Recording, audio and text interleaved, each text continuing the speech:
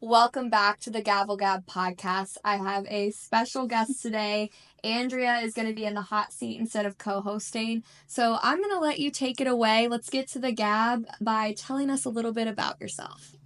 I am a mother and a wife, and I just recently finished my first year of law school at Campbell. While I was at Campbell during my first year, I was a student bar representative, which is like the student government there, and I was a student ambassador, which is like our tour guides. I would guide prospective students through the law school, show them around, and kind of mentor them a little bit. So that's what I've got going on right now. All right, we're going to start with a lightning round because I think it'll help get to know her in a fun way before we dive into our topic today. We're going to be talking about her first year experience in law school, which is called 1L year. If you are not a law student or lawyer and know the terminology, but you're maybe interested.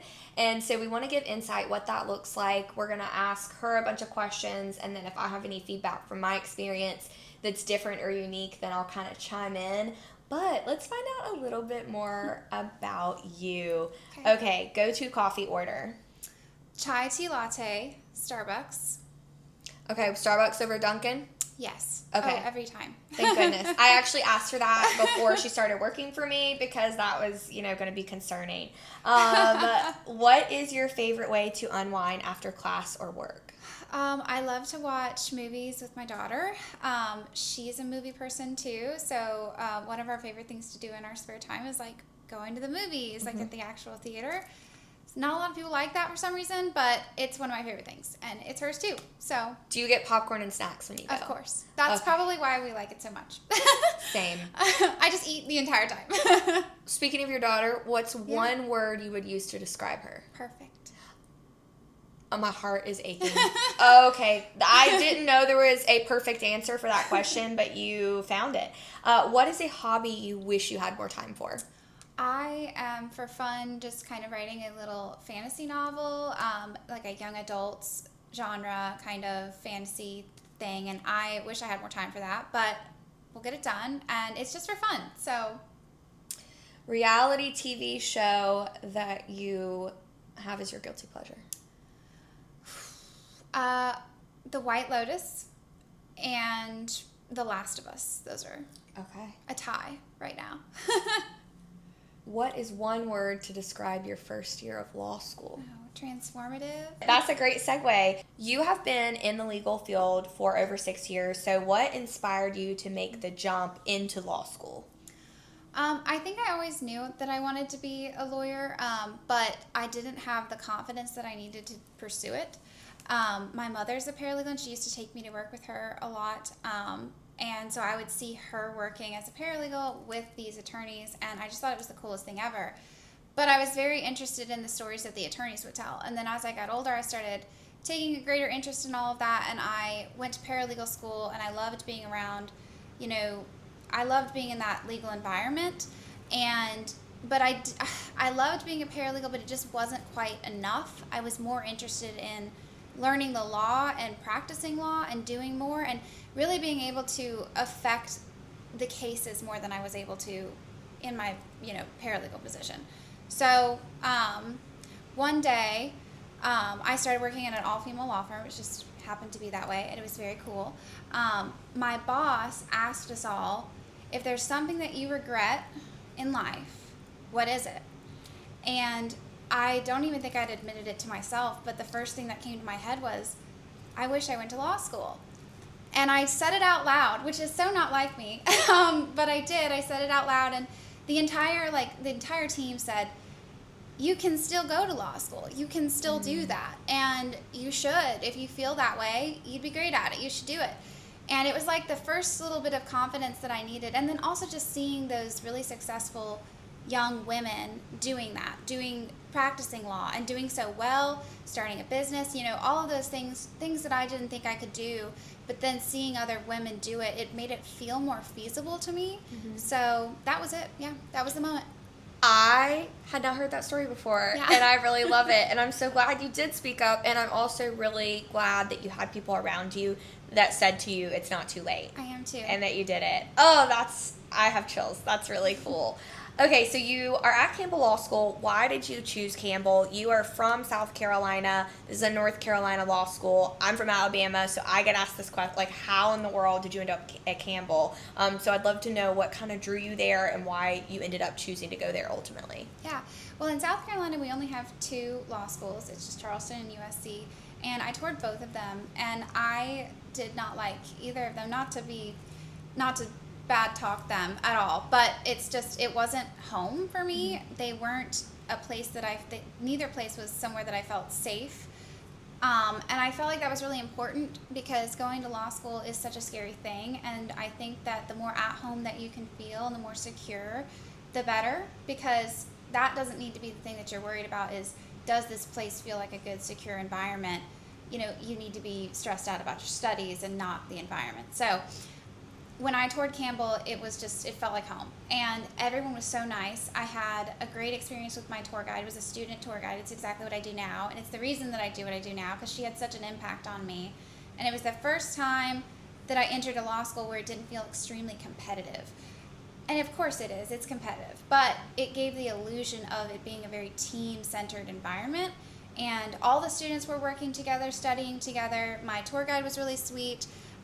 It was a great experience, and I never toured anywhere that was like that. Mm-hmm. So mine was very similar. I came for Admitted Students Day because I'm 10 hours away. So yeah. I went up there, and it was pretty low on my list, but I was interviewing for a scholarship, and I'd never been to Raleigh, but I was weirdly obsessed with Raleigh. Yeah. I had wanted to live in Raleigh for quite some time, and so I thought, well, it's on my list, let's just see what happens. And I had a similar experience where at other law schools, I was not impressed with the students, but I also noticed I didn't feel like they had any connection and that they were... And again, you're not a team. Law school is individual, but I just didn't feel like they had good relationships. It wasn't obvious. It wasn't in your face. It was just kind of this subtle, I just don't quite get the right vibe here. And I came to Campbell, and when you were talking about it doesn't feel competitive, I agree. And I want people to understand, and it's not because the students aren't competitive intellectually. Because I was having this conversation back when I was choosing about that. People were like, oh, well, maybe the students just aren't. And I'm like, no. The students were much more impressive at Campbell than other places that I went. And what I always tell people that made my decision is all the law schools that I looked at, I was going to get a law degree. I was confident about that. But I felt like at Campbell I was going to leave and not just have a law degree, but hopefully be a better version of myself at the end. And none of the other law schools really seemed concerned about that. Or they weren't showing me in a way that hit. So it's cool that even years later, they're still getting something right. And I do think the experience there is similar. So I guess that'll be the next question.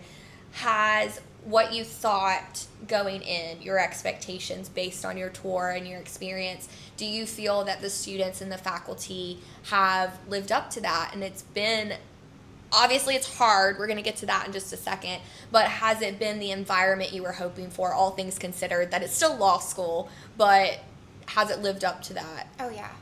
I remember my tour guide telling me that she met her best friend at orientation. And I said, that's what I want to happen. I need friends here. I don't know anyone here.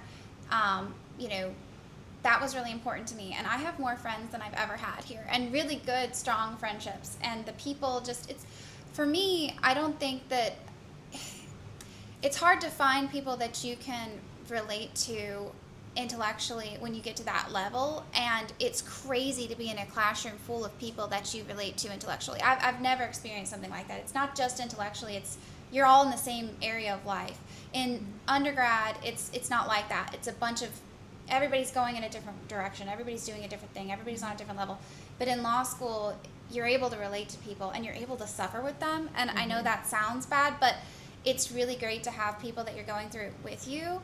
And my experience has been exactly what I thought it would be. I've made great friendships. I have felt safe and secure, and I have been very challenged academically. One of the reasons I chose Campbell was because of their focus on advocacy, oral advocacy.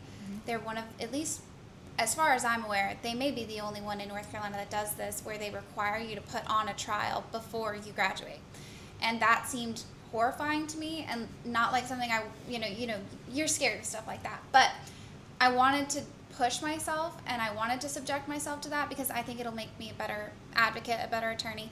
And they have a great advocacy program. So it just was a done deal as soon as I saw it. I love about you that you look fear in the face and you're like, I don't want you. You're like, I chose it because they made you do a trial and that terrified me. And that's why I chose Campbell. And I love that mentality because that is how you grow, is getting out of your comfort zone. But not a lot of people are able to be self-aware enough to recognize that and then go full force into something that is a little scary. But as someone that is a graduate from Campbell, went through the trial team and the trial advocacy requirement, I do think they do a really good job. I've worked with people across the aisle that have gone to prestigious law schools and other out of state, in state, and I'm not saying they're bad attorneys, Right. but I get nervous when I see a Campbell attorney that is on the court docket rather than other ones, because there is an elevated aspect of really being prepared for court. So it's met expectations culturally, it sounds like, which is great. Anything academically or environment-wise that has surprised you now that you've finished your 1L year, or something you weren't expecting? Yeah, I had no idea that cold calls were going to last more than 5 minutes at the most, or even 2 questions. I don't know why I thought that. I knew about cold calls, and I knew that the teachers would ask you hypotheticals and random questions, that they would just pick you and call your name, and you'd have to stand up and answer whatever their question was based on the readings you were assigned. But I had no idea that they could last the entire 2-hour class or 30 minutes. And I had several cold calls this past semester, the past 2 semesters, that were very long cold calls. You were not getting sat down, and you were expected to perform at a very high level, as if you were in a courtroom. And I think that's great. I liked that about Campbell because I knew that they had a really big focus on the Socratic method. And a lot of schools I've seen them moving away from that, and I don't actually think that's. Maybe it is good if you want to do something transactional, but if you want to do litigation, I feel like the Socratic method is the best way to do that, even though it's really scary and it's uncomfortable. It makes you work for it, and it teaches you the skills that you need for this profession. So, as a full force extrovert who loves being the center of attention, I'm not going to lie, I will never forget the first cold call. I forgot everything about it except for I remember my heart beating so fast and loud that I literally couldn't hear the professor or myself speak because I was freaking, and I did pageants at that point, I think I was 6 or 7 years into doing pageants. And so I've been in public setting. I couldn't hear myself. And I have no idea what I said. I think I made it through. But yeah, I mean, depending on the professor, they will do it the whole class.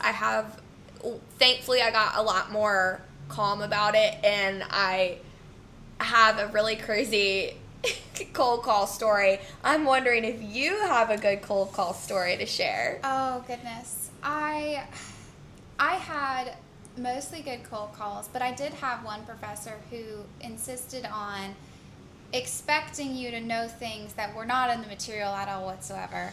And I'm not going to go into the details about that, but that is a very common thing that does occur in law school. You're expected to know geography, sometimes math, as a sick joke. A year that the war ended. The name of the war that was going on at this time, that actually was what that teacher liked to do a lot. And then do you sit there and think, was this in the reading? Did I miss it? I swear I read. Because I remember things like that happening, and I'm like, I did the assignment. Why don't I know this? And then you find out it wasn't part of it, and it's like the rug being pulled out from under you. Well, you know what's really bad is when a teacher has a different perspective on a case, and it's like the book is teaching it one way, and they want to take a moment to lecture on how they think they're wrong. And that is what they ask you questions on, and you're expected to reason in their favor or come up with some reasoning, and you're like, well, I didn't anticipate to have to counter this case. That's not the norm. So yeah, I fortunately was lucky enough to have good experiences with my cold calls. And I kind of do enjoy them now, which is weird, but I've seen some horror stories. I have seen some blackouts and some Yeah, I've seen some bad stuff, but I've been fortunate enough to have gotten good calls. Like I've really understood the cases on that day, but there are some days that you just get unlucky. There's going to be cases you read in law school that you do not understand, and no amount of preparation can allow you to understand them. I mean, maybe if you're a genius, but me and my They're friends, convoluted. and it's like they're intentionally written to be confusing. Yes. But anyways, I digress. Yeah, it's fair. So I want to kind of shift into a work-life balance kind of conversation. So you're not just a law student, which on its own is plenty to put on one's plate, but you're also a wife and a mom. How do you manage that? What does balance look like for you? Obviously, right now, the summer is a little different, but during the school year when you've got classes and family life, how do you make it work? Well, so my daughter's 4 and she is in preschool, so that helps a lot. So we've got childcare throughout the day, but at night I like to spend as much time with her as I can, and especially on the weekends. So that means restructuring your day so that you're studying for law school during business hours, right? Mm-hmm. So whenever you're not in class and it's a business hour, you are studying. So I did, like you said in a previous episode, that you would get up at 7 a.m. and go to class and you'd be there. Well, that is the same thing for me, except I get up at 4 a.m. every day. So every single day, I get up at 4 a.m. and through 4 a.m. until 7 o'clock, usually. Mm-hmm. 7 o'clock, I will get dressed, head to school, and then study until my first class. But most of my classes were in the morning, unfortunately. Mm-hmm. This past semester, but it did mean that I had from like 1 o'clock until 4 o'clock to study a little bit more before my daughter was available to me. So it's just, trying to come up with a system. Maybe it's a little bit harder for me to do it that way, but to me it's worth it so that I still get to have some sort of life outside of school. And I do feel a bit disadvantaged compared to some of my friends because they can just study all night long, and I could do that too, but then I'd feel like I was missing out on some really important times. So it's more important to me to prioritize my schedule in a way that I can have both. So I think you're disadvantaged because I'm thinking about my law school experience and I couldn't imagine having to take care of somebody else first and then plan the schedule around it. I think you're a superhero. I think moms that do it, I have so much respect, and I'm like in awe that you manage all of that. So what I'm curious about is, looking back, was there anything, whether it's scheduling wise, studying, anything like that you would do differently now that you've been through it? Yes. Well, I'll try. I I said after last semester, the first semester, that I was going to outline before it was time to start really studying for your final exams. Mm-hmm. And for those of you listening who are not in law school actively and don't know what I mean, but the way that you study for law school exams, or the way that most people study, is by preparing an outline, which is basically a book that you write yourself about everything that you've learned in the course the entire time. Because your grade at the end of the semester is based off of one test that's probably about 4 hours long. So you have to know everything's fair game. Anything that you've read, anything you've learned. I mean, it is crazy what we're expected to memorize and prepare for these exams. So the way you do that is outlining. And it is very hard to make outlines and prepare for class. So I found myself briefing for classes, preparing briefs, updating my outline minimally, and then going to class and dealing with class, and then, starting all over again the next day.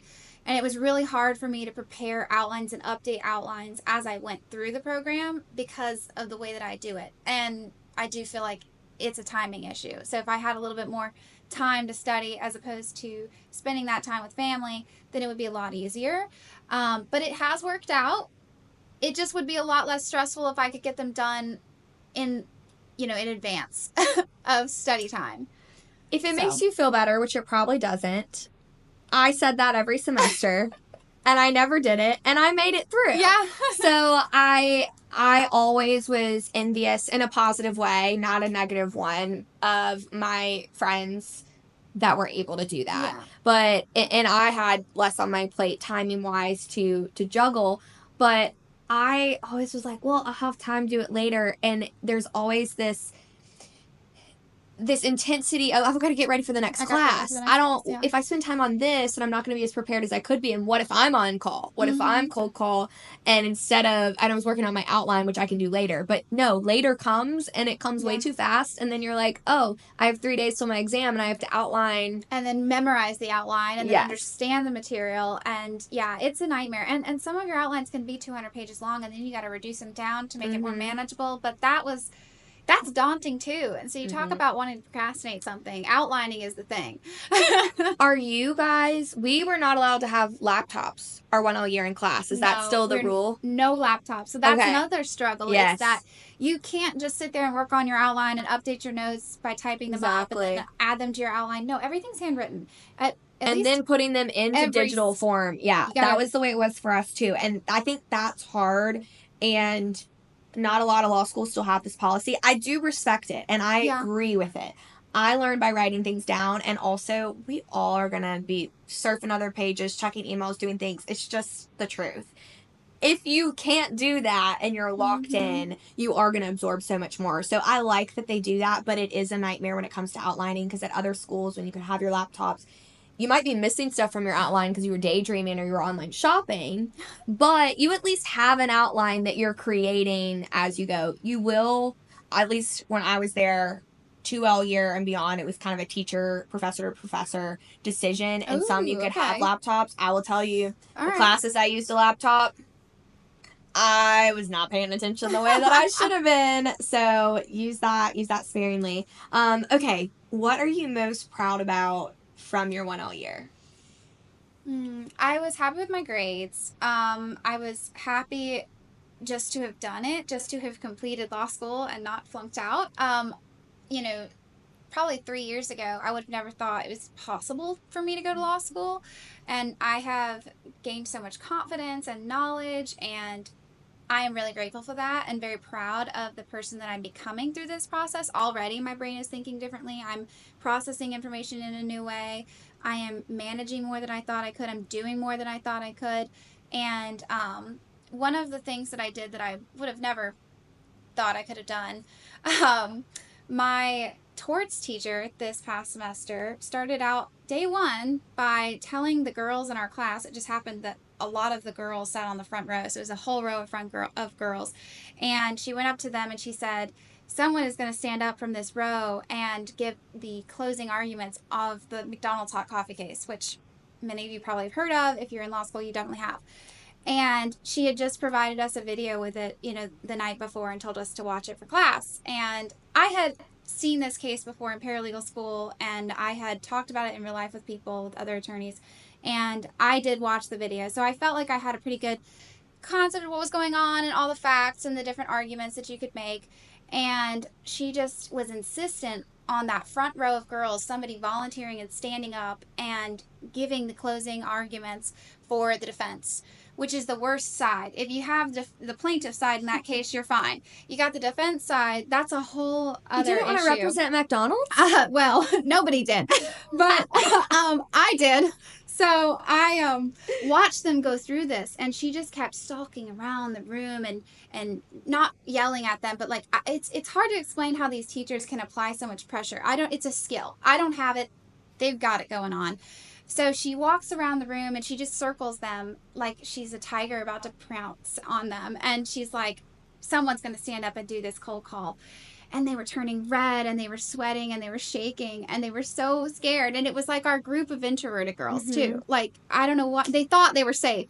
They thought they were safe in the front row. And eventually, they just wouldn't do it. This went on for 10 minutes. I mean, I don't even know. She allowed someone to do the plaintiff's argument from the other side of the room who volunteered, but she came back to the front row and she just kept doing it. And eventually I just raised my hand and I said, can I please do this for them? I'm like, can I please go do it? Because I couldn't watch it anymore. And even though it was the last thing that I ever wanted to do or I ever thought I was capable of, I felt like I had an obligation, since I was probably the only one in that room who had such an understanding, to be able to have memorized the facts enough from that case to give a defense argument and to have thought about it already. So I volunteered and I did it, and it went really well. And I was like, okay, maybe I can do this. And so I felt good about that, and I felt like I was helping my peers out ultimately, and that's what I want to be known for.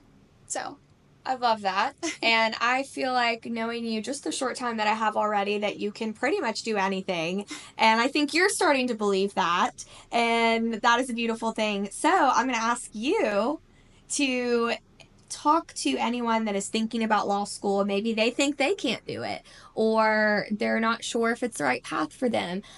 What would be your you can do it encouragement if you have just an inkling you might want to be a law student and a potential lawyer? Do you have any advice 1 year in, and also several years into the profession as well? What would you say to that person? I would just say that if you feel a calling to do something like that, even though it feels very difficult and hard, there's probably a reason that you have that gut feeling. And you should trust your gut in that moment and you should do it. I think a lot of people get too scared and they feel inferior. And imposter syndrome is a very normal thing, especially in law schools. If you talk to anybody, everybody's full of imposter syndrome. So I think that's a misconception. But just chase your dreams. And when it gets hard, just remember that your now is not your forever. And it may be really hard in that moment when you're trying to study for finals, but you're going to get the results you want if you're working very hard, and it'll be worth it in the end, and you'll be bettering your community. So I love it. That was wonderful. Well, this has been such a great episode. I loved hearing from you, especially I think our listeners are going to enjoy that because you are on quite a few episodes, our Reddit review episodes. If you haven't watched them, they're a hoot. Definitely recommend that. Also, before we wrap up this time, we do have a giveaway. We are giving away a pink diamond prenup girl hat. So our engaged or married girlies, and also the Prenup Girls Guide to a Successful Marriage. So if you are getting engaged or you know someone that's getting engaged, it's encouraging you to break the stereotypes of what we think about as prenups. It's not a contract for divorce, it's a contract for marriage. It can help you set up for a successful financial future. So all you have to do to enter in is follow us on Instagram, subscribe on YouTube, and comment on either Apple Podcasts or Spotify what you think about the episode. And we will draw a winner and notify you if you've won, and we will send you your merch. But other than that, thank you for listening in. And that's all we have for today. thank you guys. Thanks. Bye-bye. Toodaloo.